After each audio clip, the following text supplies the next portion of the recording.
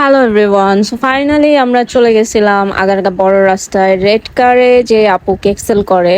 ওনার page name sugar wheel.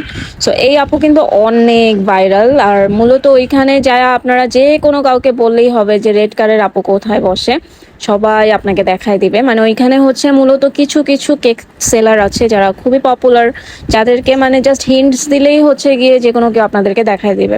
তো যাই হোক, আমরা হচ্ছে গিয়ে সন্ধ্যার পরে গেছিলাম অ্যান্ড ভিডিওটা বেশ কিছুদিন আগের। সো তখন ওই জায়গাটাতে অনেক ক্রাউড ছিল। সো আমরা যেয়ে দেখি যে অলরেডি আপুর যে সিগনেচার আইটেমগুলো, ওই সিগনেচার আইটেমগুলোর হচ্ছে গিয়ে অনেকগুলো অলরেডি সোল্ড হয়ে গেছে। দেখতেই পারতেছেন যে এখানে অলরেডি ওনার হচ্ছে গিয়ে সিগনেচার আইটেম শেষ। সেখানে জাস্ট ওনার সিগনেচারের মধ্যে আমি জিজ্ঞাসা করতেছিলাম যেখানে আপনার আপু আর কোনটা কোনটা আছে। তিনি বলতেছে আপু এখানে হচ্ছে গিয়ে চকলেট ফ্লেভার অ্যান্ড মনে হয় চিজ কেকটা ছিল, এটাও ওনার মানে অনেক পপুলার অ্যান্ড হচ্ছে গিয়ে অনেক মানে ডিমান্ডিং। সো আমি বলতেছিলাম আপু ঠিক আছে তাহলে আমাকে এটাই দিয়ে দেন। তো এখানে আরেকটা জিনিস যেটা আমার ভালো লাগছে, ওনার সাথে ওনার বাবা ছিল এই জায়গাতে অ্যান্ড আরও ওনার ফ্যামিলি মেম্বার, ওনার হাজব্যান্ড। মানে এই জিনিসটা আমার খুবই ভালো লাগছে যে ওনার অনেক ফ্যামিলি পার্সন এখানে ছিল আপুকে সাপোর্ট দেওয়ার জন্য।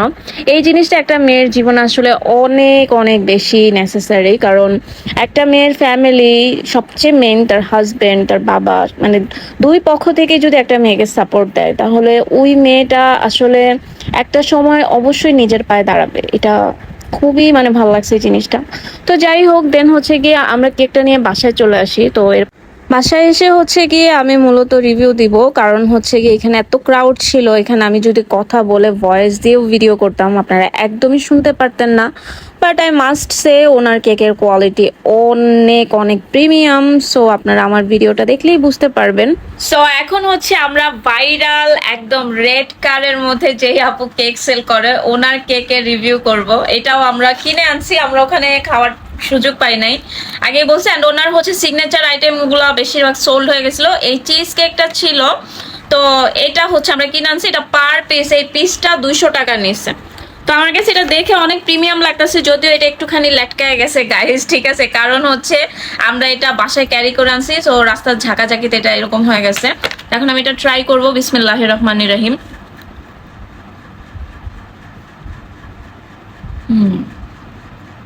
চিজ কেক তো অনেক রিচ ফ্লেভার। এটা যেহেতু চিজ কেক, এটা অনেক একটা রিচ ফ্লেভার।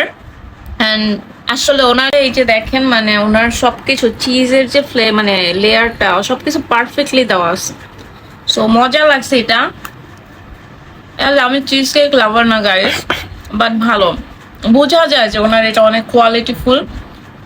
বাট অ্যাপ্রিসিয়েট করার ব্যাপার হচ্ছে কেউ ঘরে বসে নাই। অ্যান্ড অনেকে আগে মনে করতেন যে রাস্তাঘাটে শুধু মানে ফুটপাতের সেলাররাই বেচে, কিন্তু এখন আপনাদের আগারগাতে গেলে টোটাল আপনাদের চিন্তা ভাবনাই চেঞ্জ হয়ে যাবে, কারণ ওখানে সব বড় লোকরা। আমার তো মনে হয়েছে আমরা যারা খাইতে যাই তারাই গরিব, আর যারা সেলার তারা মাসাল্লাহ সবাই অনেক ভালো ভালো ফ্যামিলি থেকে বিলংস করে। সো এটা অনেক ভালো একটা সাইন যে সবাই হচ্ছে গিয়ে কাজে আগায় আসতেছে।